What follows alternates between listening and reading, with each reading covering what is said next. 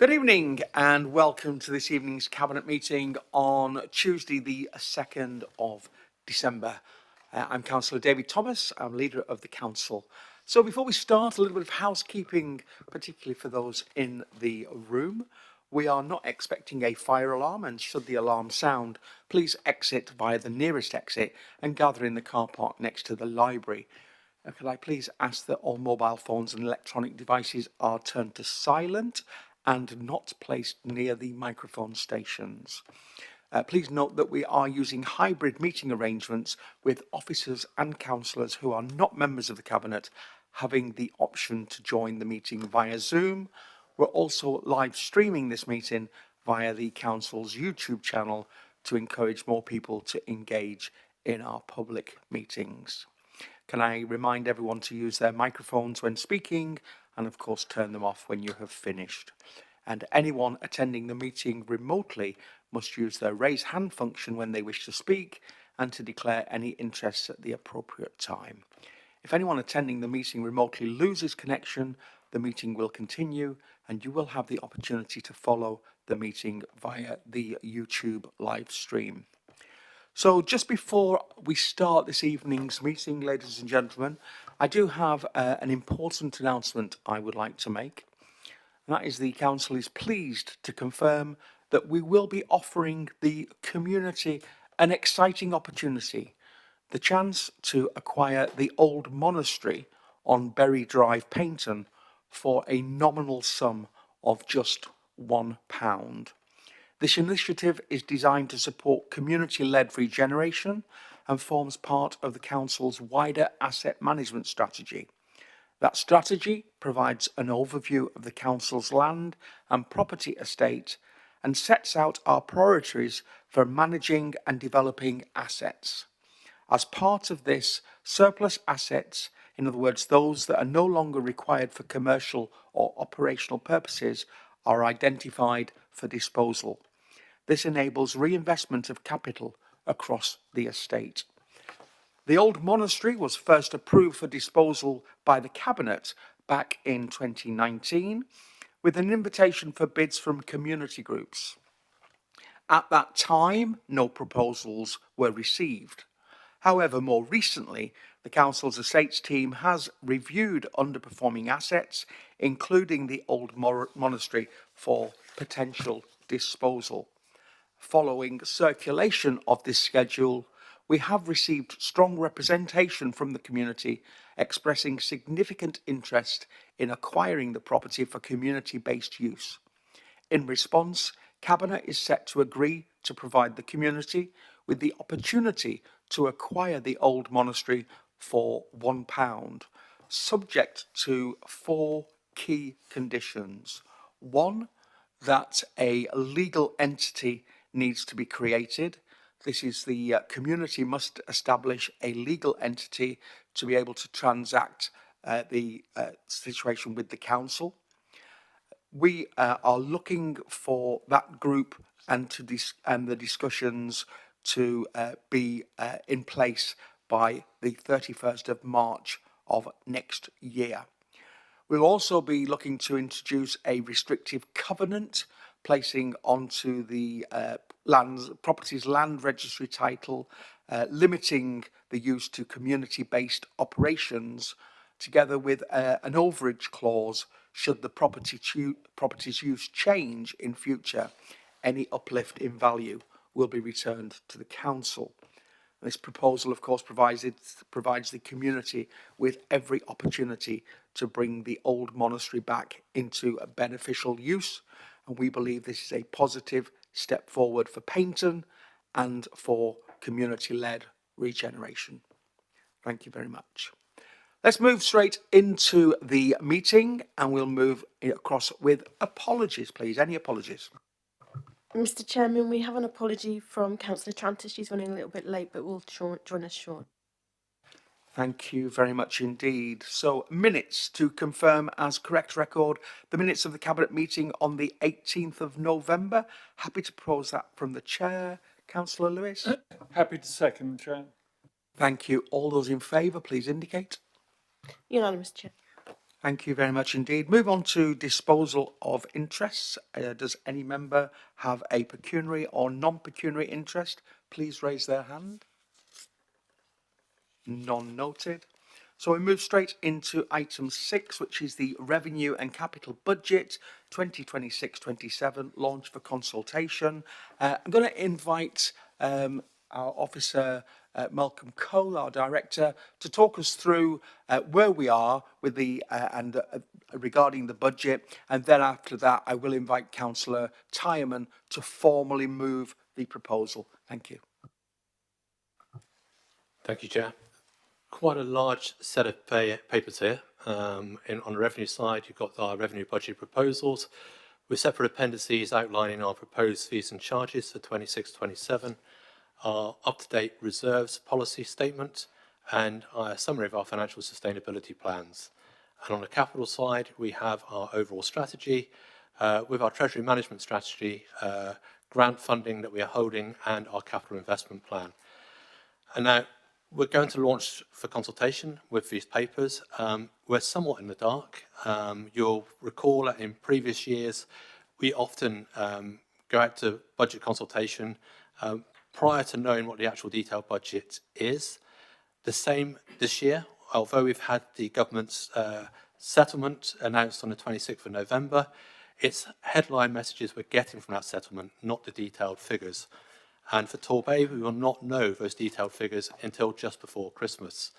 On a slightly more positive note, there has been agreement that it will be a 3-year settlement. So at least when we do have a detail in December, we'll know what our resource base will be for the next 3 financial years, which will give us more certainty in terms of financial planning into the medium term. So the headlines from the settlement and what's in these documents. Now, we've engaged a company called LG Futures to help us undertake some financial analysis about what the settlement might mean for us.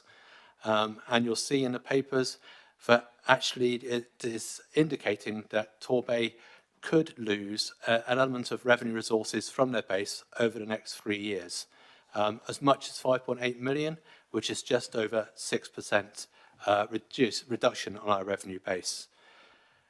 Now, in the first year, 26-27, which is what these budget papers are focused on, we can compensate for losses through how we're treated grants in 25-26. So we had a recovery grant and an extended producers grant, which we treated as one-off in the current year.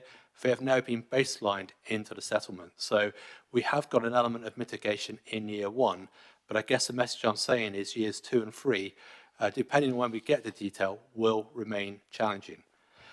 So in the papers, we will be raising additional funding through council tax, and you'll see in the papers that there's a proposed 2% uplift for adult social care as per previous years on the council tax, and the general increase on top of that is proposed at 2.75%.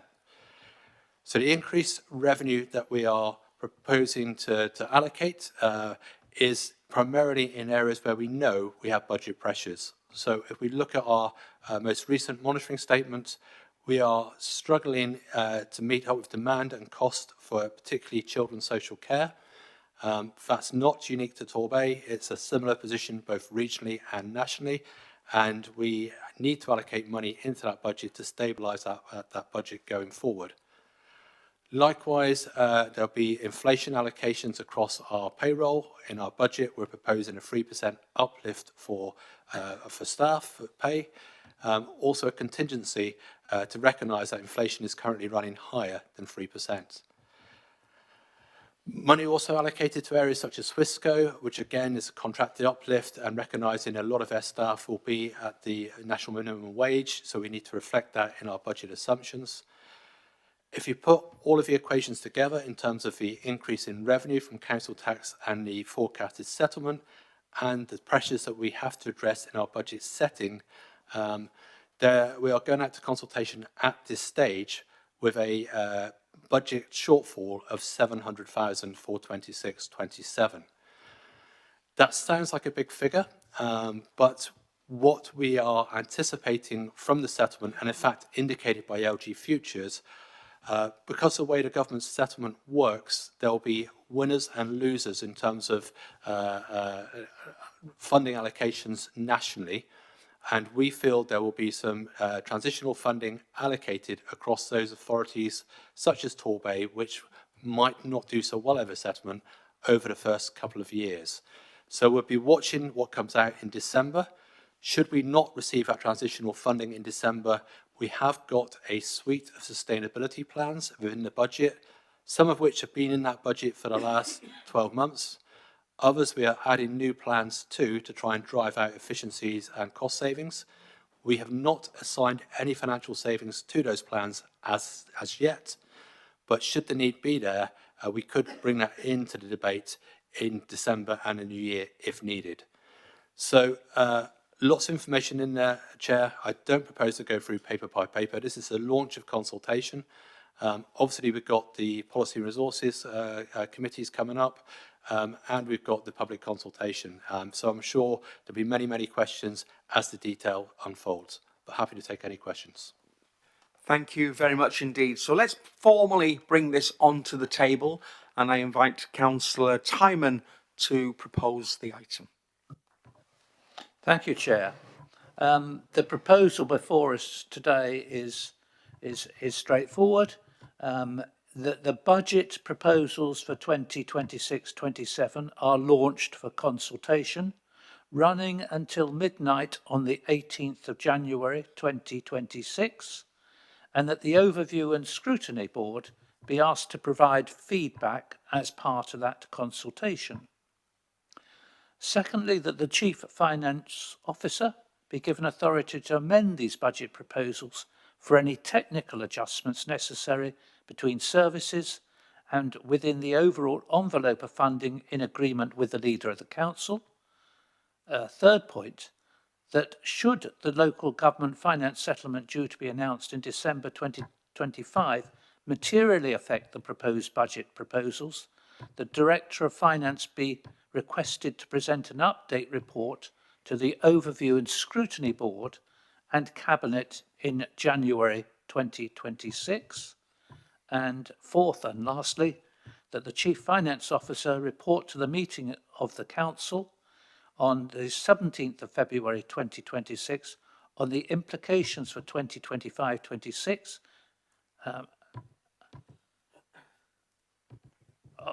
as a result of these proposals currently being considered and the consultation results in light of the final settlement, which is expected by early February 2026. Does that mean 2025-26? On the implications for 2025-26 should be 26-27. Yeah. As a result of these proposals currently be considered and the consultation results in light of the final settlement, which is expected by early February 2026. As explained, I think the major difference in this year, and a little bit based also on our experience last year, where significant funding change came out in the settlement in just before Christmas, that compared with what we've been looking at in early December, we need the flexibility to report back to Cabinet and Council and to the Overview and Scrutiny Board if that significant change happens again this year. It's an interim step that in the past we wouldn't have had, but I think it's just sensible that the flexibility is there to do so. Thank you very much indeed, Councillor, and I am delighted to second the going out of the consultation to our budget for 26-27. We will be talking an awful lot more about the budget over the next 3 months. However, tonight is about launching that consultation. I'm looking forward to the priorities and resources meetings organised and pulled together by Overview and Scrutiny and a whole series of meetings. But for myself, happy to second that and move to any debate within the Cabinet, move to any debate within the room or online. Councillor Long.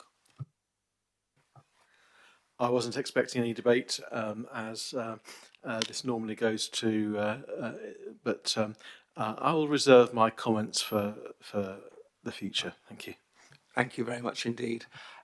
So in which case, we will bring it back and I will move directly to the vote.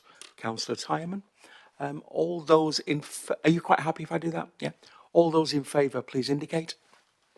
That's unanimous, Chair. Thank you very much indeed. We move on to item 7, which is the Corporate Parenting Strategy 26-28. Invite Councillor Bye to present. Thank you, Mr. Chairman. I'm absolutely delighted to present the Corporate Parenting Strategy 2026-2028, a contract of trust. So first, I'm going to say thank you to all those who've been involved in this process. The refresh was more than a refresh of our corporate parenting strategy. It has been very much led with support and help from our improvement partner, Steve Hart, who chairs the Children's Services Continuous Improvement Board, and our Council Chief Executive, Anne-Marie Bond. So I hugely appreciate their input and all those who have shaped this new corporate parenting strategy. I'm going to read out, so that we all have it absolutely correct, the recommendations, because this has already been through the Corporate Parenting Board, so it has been endorsed, supported by our Corporate Parenting Board. It has been considered by our Children's Sub-Board of the Overview and Scrutiny Board, and it will go to the Council. But this evening, it is of course the Cabinet meeting, and it's our time to support, hopefully, this important document. So the recommendations to Cabinet, 3.1, that the Director of Corporate Services be requested to update the Council's Equality Impact Assessment templates to include care experience under the list of protected characteristics in line with the inclusion strategy for Torbay for 2025-2030.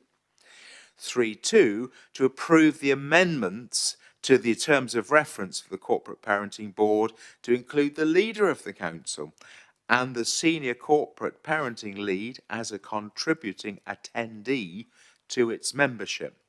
This change demonstrates the Council's strength and commitment to delivering the objectives of the corporate parenting strategy. So those are important amendments to the membership of the Corporate Parenting Board. That Cabinet recommends to Council, 3.3, that the Corporate Parenting Strategy 2026-2028 set out at Appendix 1 to the submitted report be approved. So it's our part in this process of approving this tonight before it goes to the full Council. And it was some years ago that we elevated the Corporate Parenting Strategy to be a policy framework document. I've got that right, haven't I? I always seem to forget that one, but it's a policy framework document.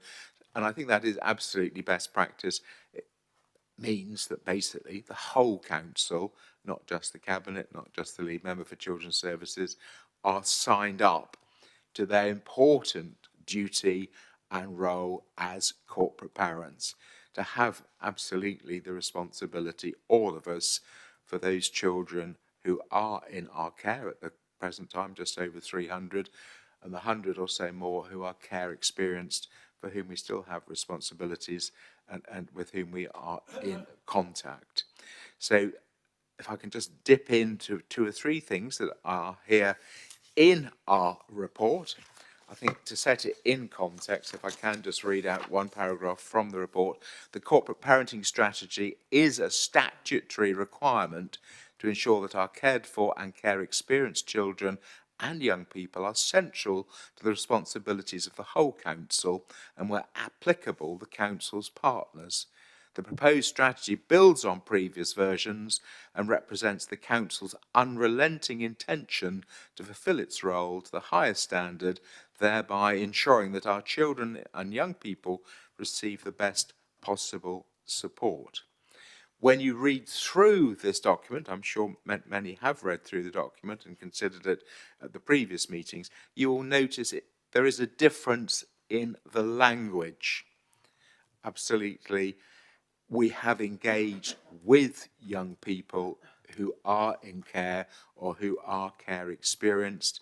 They have had a very significant input into this new corporate parenting strategy document. So you will notice a very different language.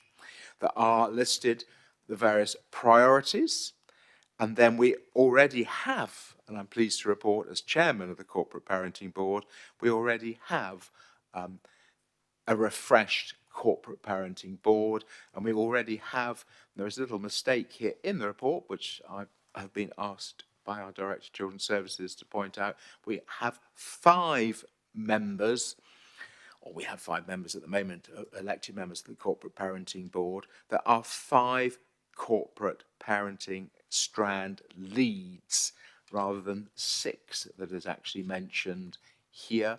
So if I can read those out, it's on page 12 of the document, page 65 of the agenda pack, in line with the priorities. So we actually have 6 priorities within the corporate parenting strategy, but in line with the priorities outlined above, we have established 5 corporate parenting strand leads. The first one is for emotional health and well-being. The second one is for participation and unaccompanied asylum-seeking children. The third one is for housing. The fourth one is for education and employment. And the fifth one is for fostering.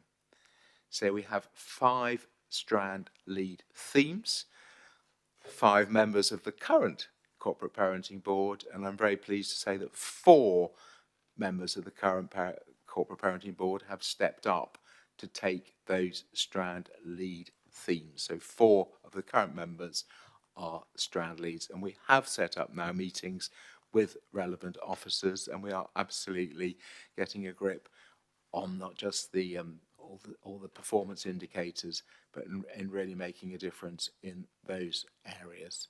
So I very much hope members will support this. The language is different. We've been much more involved with children and young people. The voice of the child, I think, comes through this loud and clear. It's been considered widely by the Corporate Parenting Board and the Children's Overview and Scrutiny Sub-Board. I very much hope that members will support the recommendations in front of you this afternoon. Thank you. Thank you very much indeed. And I invite Councillor Lewis to second this. Thank you very much, Chairman. Very supportive. Thank you to Councillor Bye for giving an overview of the report.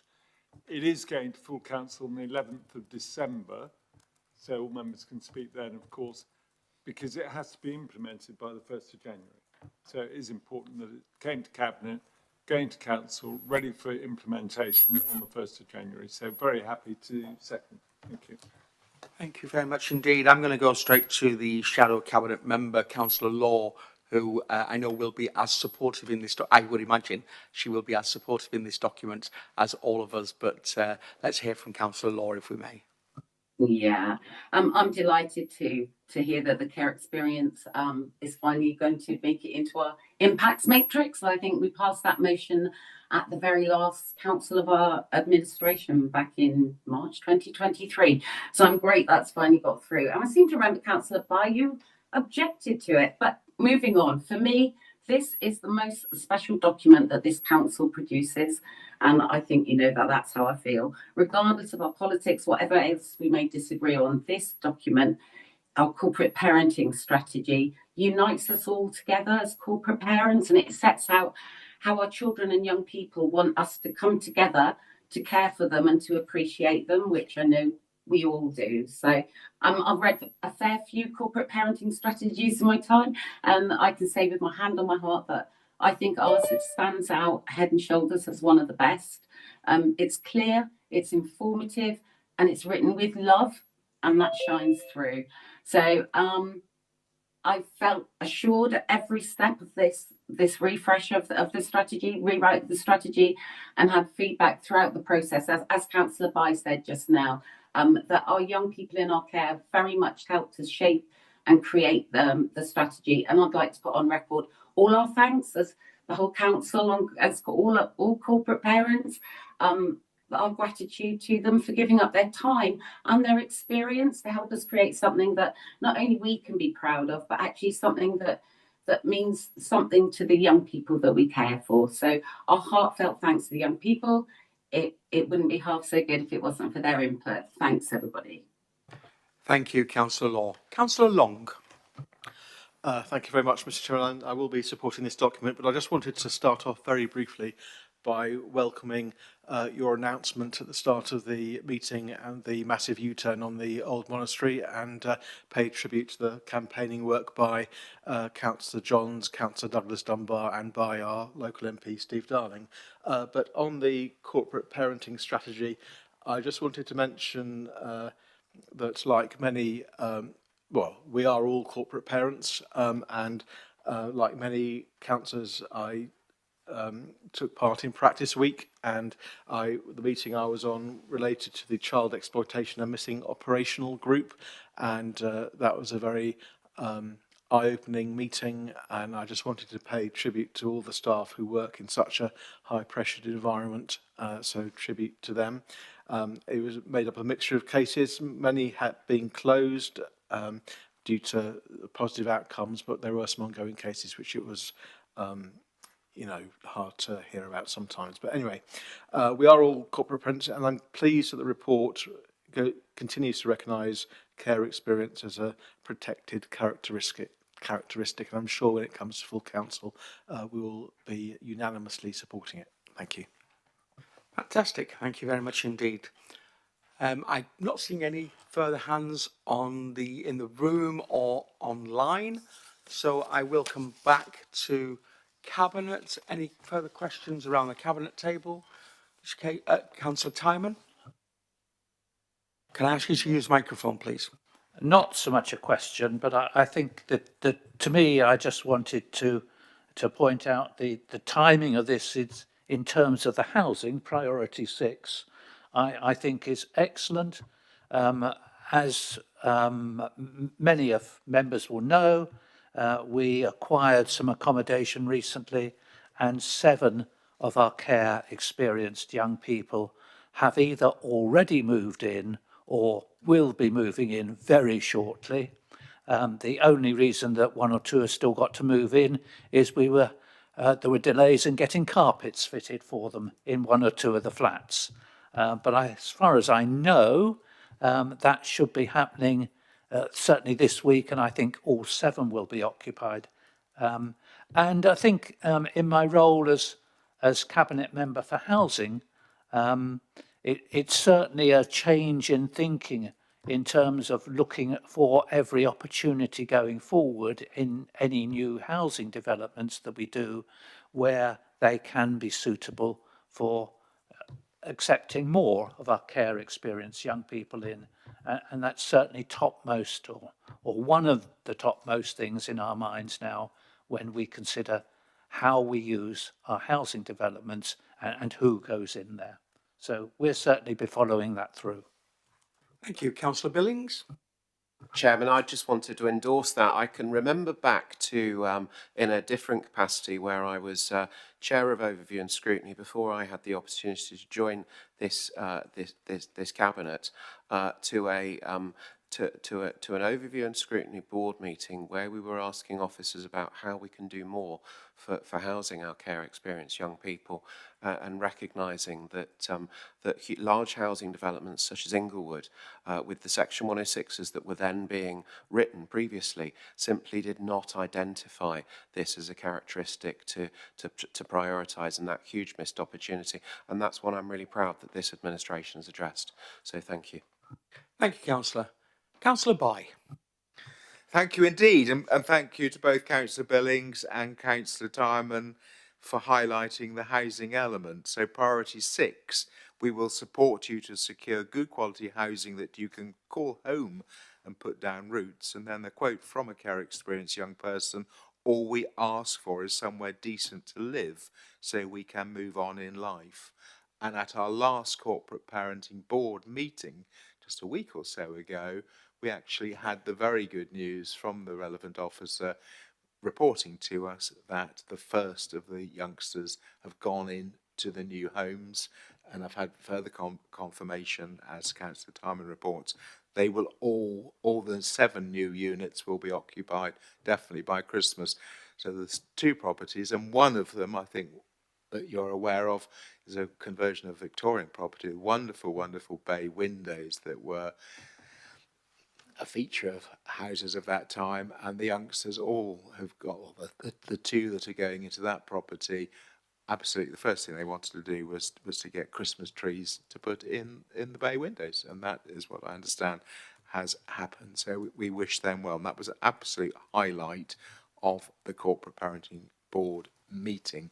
I want to say thank you indeed to Councillor Law for all your support and all your contribution over the years for Children's Services and your kind words this evening. Likewise, I'm so pleased that this will get the support cross-party, and very, very much appreciate Councillor Long's words. Can I just try and find it? I had the right page here. The process that it has been through. 5.6. So we've got this absolutely right. At the Cabinet meeting held on the 21st of March 2023, so that's the previous administration, the Cabinet unanimously approved supporting the campaign to make care experience a protected characteristic. On the 15th of May 2025, the Council unanimously adopted the inclusion strategy for Torbay for 2025-2030, which states we treat care experience as though it is a protected characteristic, as we know that people who have been in care face lots of challenges. So absolutely, we're taking that on board. That is very much a part of the recommendation that I hope will receive unanimous support this evening. Thank you, Mr. Chairman. Thank you very much indeed. Let's move to the vote then, please. All those in favour? Unanimous, Chair. Thank you very much indeed. That brings us to the end of this particular meeting. I would just like to remind you that as this was an extra special meeting to launch the budget, the Cabinet meeting for December will take place on the 16th of December. So hopefully look forward to seeing you all then. But at 18:02, the meeting is closed.